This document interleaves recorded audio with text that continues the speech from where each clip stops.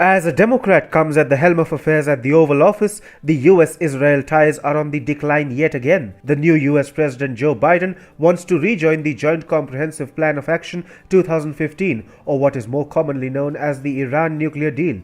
But Israel's Prime Minister Benjamin Netanyahu can't trust Tehran, and therefore he is at loggerheads with Biden over this issue. Benjamin Netanyahu has actually gone as far as giving a stern warning to the US President on the Iran front. The Israeli PM is making it clear that he won't clash with Biden, but only as long as the US President doesn't try to reinvigorate the Iran nuclear deal. Otherwise, Israelis seem to have envisaged strikes on Iran's nuclear facilities if Biden actually decides to go ahead with the deal. As per Axios, a senior Israeli official close to Netanyahu disclosed that while the Israeli Prime Minister wants to begin things with a stance of cooperation and coordination with the Biden administration, he would remain firm on the issue of opposing an American return to the Iran nuclear deal. The official said he doesn't want to tweak it. He thinks the agreement is flawed to its foundations and that the Iranians will agree to compromise only if pressure continues.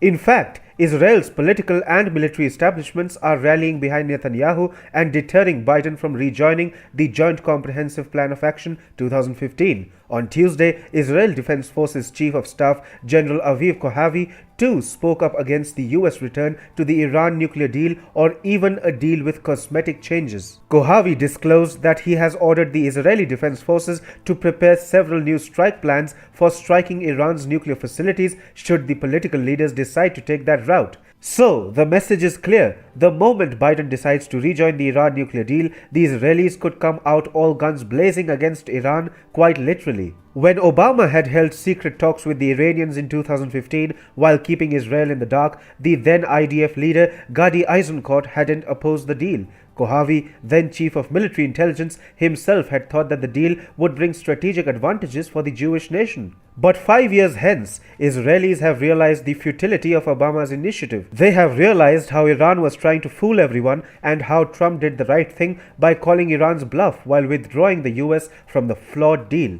And then Trump's maximum pressure policy weakened Iran politically, militarily, and economically. Netanyahu remains grateful towards Trump for the Abraham Accords that brought the Arabs and Jews together. But the Israeli Prime Minister remains just as grateful towards the former US President for literally destroying the Iranian nuclear threat that tended to loom large over Israel. However, as soon as Biden came to power, Israel's strategic circles got concerned if Biden would bring back the Obama era. Now, the Netanyahu administration in Israel doesn't want Biden to do what Obama had done. So, the Israeli military has virtually started preparing for war, just in case Biden repeats Obama's blunder of sidelining Israel and warming up to Tehran. Within Israel, any perceived bonhomie between the US and Iran will be a major security threat, and therefore the IDF should stay prepared. The plans to strike Iranian nuclear facilities are also a message to the Biden administration. The Netanyahu government is telling the new US president that it is serious about taking matters in its own hands and taking the military option against Tehran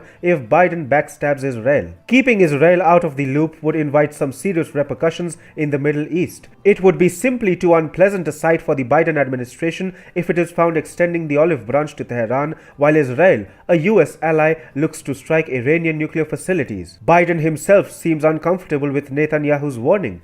The Biden administration has tried to soothe Israelis at different levels, and there is an attempt to convince Netanyahu that Biden won't go ahead with the Iran nuclear deal without consulting Israel.